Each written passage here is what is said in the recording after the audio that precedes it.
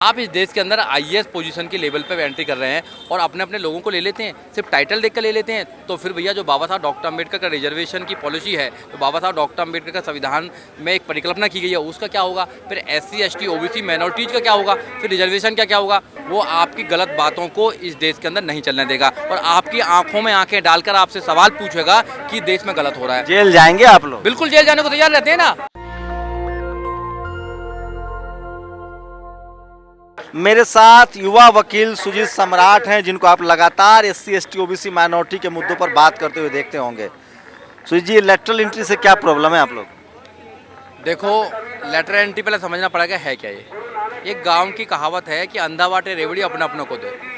जो डायरेक्ट एक एंट्री की जा रही है, जो एक प्रोसीजर है इस देश के अंदर किसी भी पोस्ट पर जाने के लिए। आप छोटी छोटी पोस्ट अगर आप क्लर्क बनाते हैं तो आप पहले प्री करते हैं, मैन करते हैं, इंटरव्यू करते हैं, जब उसके बाद में एक क्लर्क बनाने की प्रक्रिया होती है और टाइप टेस्ट भी लेते हैं।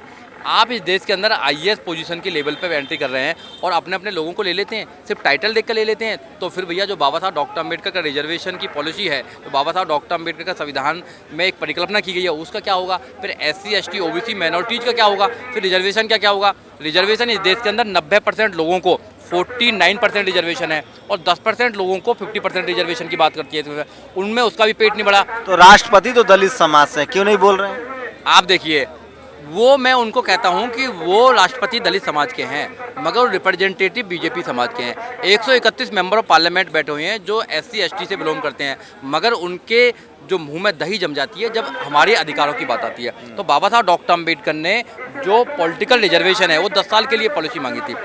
आपने देखा होगा इस देश के अंदर हमेशा से एजुकेशन की रिजर्वेशन की बात हो या जॉब के रिजर्वेशन की बात हुई तो आपने बड़े बड़े आंदोलन देखे होंगे सड़कों पर, मगर आपने आज तक एक आंदोलन नहीं देखा होगा कि जो पॉलिटिकल रिजर्वेशन उसको आगे बढ़ाओ। अपने आप आगे बढ़ा देते हैं क्योंकि उनको पता है कि पॉलिटिकल रिजर्वेशन से जो लोग निकल कर आ रहे हैं, जो नेता निकल कर आ रहे हैं, वो सही रिप्रेजेंटेटिव नहीं है, वो कहीं ना कहीं वो गुलाम हैं जो सरकार की बात करेंगे जिस सरकार में वो है।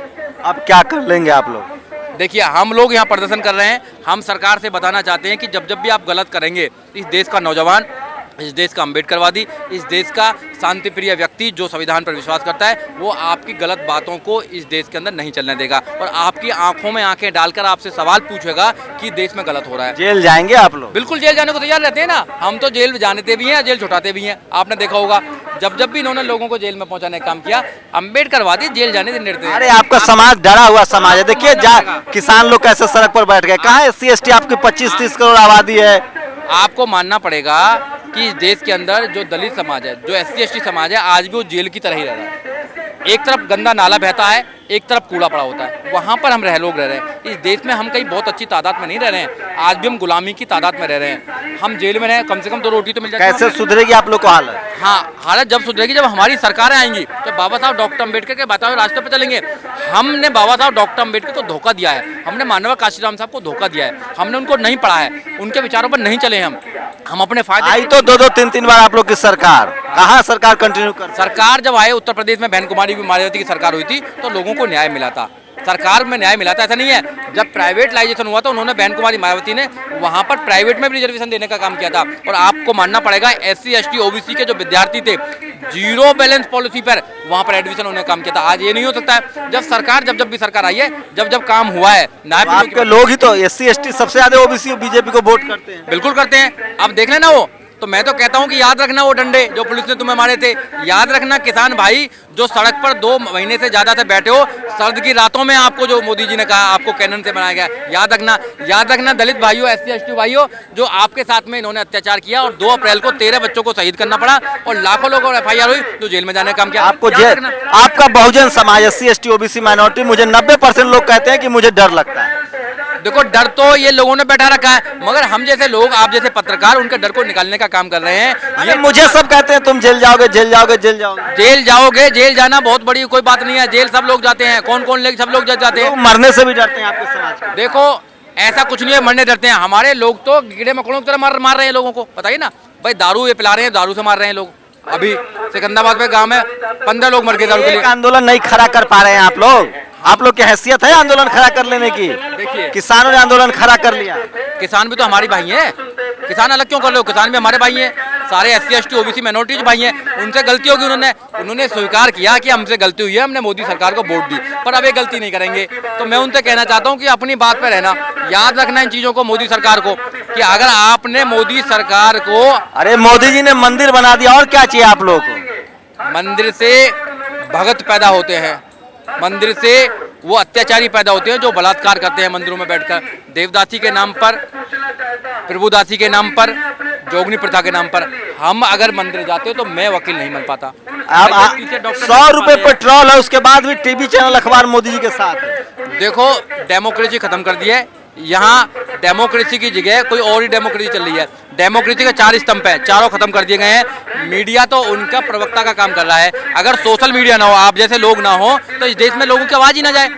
अगर धन्य सोशल मीडिया का, सोशल मीडिया के लोग जितनी मेहनत करते हैं वो हमारी बातों को या देश के सही लोगों की बातों को जन जन तक पहुंचाने का काम करते हैं। धन्यवाद तो उनको करना चाहिए, सही मीडिया काम तो वो करें। जो मीडिया बैठी हुई है वो तो दलाली का काम कर रही है। तो आपका समाज डरता है, उसका डर कैसे निकालेंगे वकील साहब? निकाल रहे हैं। हमारे समाज के जो लोग हैं वो बहुजन समाज में बहुत ज्यादा ताकत है। जैसे एक हाथी है, हाथी को शुरू से गुलाम बनाया जाता है और बाद में जाके एक रस्सी से बांध लिया जाता है। जब बचपन में हाथी होता है तो वो बहुत जोर लगाता है, मगर सांकल को नहीं तोड़ पाता है। तो उसके सबकॉन्शियस माइंड में बात बैठ जाती है कि मैं सांकल को नहीं तोड़ पाऊंगा, बट अगर वो चाहे तो तोड़ सकता है। ऐसे ही जो हमारा समाज है वो चाहता है कि कुछ होने वाला नहीं है, मगर अम्बेडकरवादी लोग जा का कहते नहीं, होगा होगा होगा, परिवर्तन होगा। कब होगा? परिवर्तन होगा बहुत जल्दी। बाबा साहब मर गए, मान्यवर साहब का परिनिर्वाण हो गया, अब कब होगा? परिवर्तन होगा, परिवर्तन हो रहा है।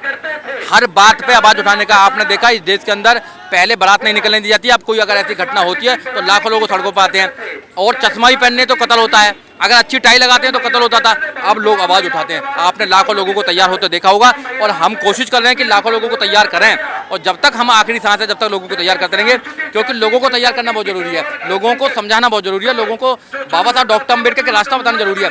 क्योंकि जो लोग जिनको जिम्मेदारी थी उन्होंने काम नहीं किया, ये जिम्मेदारी अब हमारी है, हमको काम करना है। जिनको जिम्मेदारी थी रुकिएगा, एक आदिवासी समाज से क्या कहना चाह रहे हैं आप लोग, क्या होगा? मदन प्रसाद नाम हुआ मेरा। हम आदिवासी समाज से गोंडवाना गणतंत्र पार्टी के राष्ट्रीय अध्यक्ष हैं, एसटी सेल से। हम लोग इस आंदोलन को पूरे देश के अंदर SC ST OBC माइनॉरिटी के जितने लोग हैं, इस देश को हर जिले में हर गांव-गांव तक ले जाएंगे। क्यों कि हम तो हमारे दो पे अब ये काम कर रहे हैं। पहले तो हम आदमी समझते थे हम तो हमारे दो मतलब माँ बाप जो है उसके 2 बच्चे हैं। अब ये हम तो मतलब मोदी जी और अमित शाह जी, इनके दो अडानी जी और अंबानी जी, रेल बेचा, तेल बेचा, भेल बेचा, सेल बेचा, गेल बेचा, सब बेचते ही चले जा रहे हो। और 2 कौड़ी का औकात नहीं था संविधान लिखने की इनके लोगों को। बाबा साहब ने पूरे विश्व के इतिहास क्या बोलते हैं, संविधान को पढ़ के स्टडी करके संविधान लिखा, संविधान बनाया, उसकी अब धज्जियां उड़ा रहे हैं। ये SC ST OBC माइनॉरिटी समाज बिल्कुल अब चुप होने वाला नहीं है, चुप नहीं रहेगा। और ये धरना प्रदर्शन इस जंतर मंतर से आगे बढ़ करके गांव-गांव तक, शहरों तक जाएगा। सबको बताया जाएगा कि लेटरल एंट्री बिल्कुल बंद होगी, और नहीं बंद होगी तो उसके बाद हमारी अगली स्टेप होगी। जैसे हमारे किसान भाई 2-2 महीने सड़कों पर जी जान से लगे हुए हैं, वैसा प्रोटेस्ट होगा। हम लोग भी सड़कें जाम करेंगे, रोड जाम करेंगे, हम लोग भी संवैधानिक रूप से सारा इनका चक्का जाम करेंगे। उसके बाद से दिखाएंगे कि देखो बहुजनों में कितनी ताकत है। तुमने बहुजनों में कितनी ताकत है, युवा एक है। अब क्या करोगे आप लोग? अब तो IAS बनने का भी सपना रहेगा। देखिए, IAS बनने का सपना तो अधूरा है, लेकिन दरअसल ये जो लेटरल एंट्री आज से नहीं है, लेटरल एंट्री आज से बहुत साल पहले से चल रही थी। ये तो अब खुल करके इन्होंने प्रदर्शन कर दिया है कि अब हम अपने अधिकारियों को अपनी इच्छा अनुसार ही सेलेक्ट करेंगे। UPSC ने सीधा साफ तौर पे जाहिर कर दिया है कि अब चोर दरवाजा जो है वो उनकी विचारधारा के लिए, उनके प्रोपेगेंडा के लिए पूरी तरह से खुला हुआ है। अब वो अपने ही लोगों को भर्ती करेंगे। 2014 में जब नरेंद्र मोदी जी प्रधानमंत्री बने थे तो आप देखिए कि सचिवालय के अंदर कितने ऐसे IAS ऑफिसर थे जिनका ट्रांसफर गुजरात से सीधा दिल्ली सचिवालय के लिए किया गया था। तो यानी कि सीधा इस बात पे जाहिर होता है कि नरेंद्र मोदी जी का प्रोपेगेंडा सीधे तरीके से चल रहा है।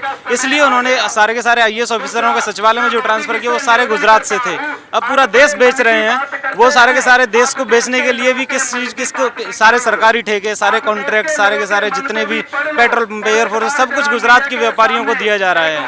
तो लेटरल एंट्री अपने आप में एक बहुत बड़ा मुद्दा इसलिए है कि राजनीतिक तौर पर जो नेता नहीं कर पाते हैं, इसलिए अधिकारियों द्वारा किया जाएगा। अब अधिकारी द्वारा अगर वो काम करवाना है तो वहाँ पे वैसी विचारधारा का अधिकारी द्वारा है। आखिरी सवाल, नया संसद आ रहा है, अच्छी बात है, नया संसद आ रहा है, संसद के लिए पैसा बना रहे हो, उसमें बाबा साहब डॉक्टर अम्बेडकर की मूर्ति लगी हुई है ना संसद में, तो 26 उसको 14 अप्रैल को 6 दिसंबर को वहाँ पर बहुजन जाते हैं, तो बहुजन की एंट्री बंद करो भैया। आप देश में शिक्षा नहीं दे सकते, आप अच्छे अस्पताल नहीं बना सकते, आप रोजगार नहीं दे सकते, आप न्याय नहीं दे सकते। आपको संसद बनाने के लिए बहुत पैसे हैं आपके पास, अपने कार्यालय बनाने के लिए बहुत पैसे हैं, आपको राम मंदिर बनाने के लिए बहुत पैसे हैं। तो ये इनकी चाल है, ये वो चीज़ बनाएंगे क्योंकि इनको घमंड हो चुका कि 50 साल तो जाने वाले नहीं है, तो भैया संसद तो बनानी पड़ेगी ना, नहीं 50 साल बन गया है। इनको पता नहीं है कि अच्छे अच्छे लोग चले गए। इनको जो घमंड है ना, ये पहली बार नहीं आए, मोदी जी बने सरकार में पहले भी प्रधानमंत्री रहे, आज कोई नहीं जानता उनको, और इनसे ज़्यादा बहुमत आया है, ऐसा नहीं इनके ज़्यादा बहुमत आया, सब चले गए हैं, सब चले गए, ये भी चले जाएंगे। इनका घमंड भारत की जो जनता वो तोड़ेगी। भारत की जनता को हम तैयार कर रहे हैं, हम लोगों से कह रहे हैं कि कोई भी सरकार बना दो पर मोदी सरकार को हटाओ, क्योंकि ये तुम्हारे बच्चों के भविष्य को खराब कर रही है। अगर मोदी सरकार रहेगी, ये भाजपा की सरकार रहेगी, आपके बच्चों को ना नौकरी मिलेगी, ना शिक्षा मिलेगी, ना रोजगार, कुछ नहीं मिलने वाला आपके बच्चों। ये मोदी सरकार के विरोधियों का ये बयान है। क्या आप मोदी सरकार के पक्ष में हैं या उनके विरोधियों से सहमत हैं? सोशल मीडिया आपको मौका देता है अपनी प्रतिक्रिया देने का। अपनी प्रतिक्रिया कमेंट करके जरूर दीजिए। दरअसल नई संसद भवन के बारे में आपने जो सवाल किया है, मैं ये बताना चाहता हूँ कि हमारे देश की संसद भवन की नींव अभी इतनी कमज़ोर नहीं हुई है कि देश को नई संसद भवन की ज़रूरत है। लेकिन सवाल ये है कि सब कुछ जो किया जा रहा है वो आरएसएस के इशारे पे किया जा रहा है, क्योंकि ये संसद भवन जो वो है जिसमें बाबा साहब ने बैठ करके संविधान लिखा था, लोगों को मौलिक अधिकार दिए थे। लेकिन ये अब मॉडर्न मनु का जो है मॉडर्नाइजेशन कर रहे हैं कि ये जो नरेंद्र मोदी है, ये आरएसएस है, ये एक नए तरीके से अपनी नई नींव रख रहे हैं, नई विचारधारा की नींव रख रहे हैं। अब ये नए तरीके से अपना संविधान लिखेंगे, नए तरीके से अपना संविधान चलेंगे, इसलिए संसद भवन की जड़ों को भी बदल देना चाहते हैं। संविधान के जो मूल तत्व थे, जो सिद्धांत थे, उनको भी बदल देना चाहते हैं। इसलिए नई संसद भवन बनाने का एक बहुत बड़ा। आप लोग इन बातों से सहमत हैं, असहमत हैं? अपना कमेंट जरूर दीजिए। शुक्रिया।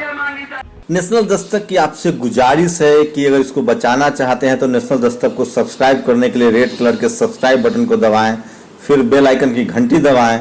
नेशनल दस्तक को बचाने के लिए बहुत जरूरी है कि हर खबर को शेयर करें, लाइक करें, कमेंट जरूर करें।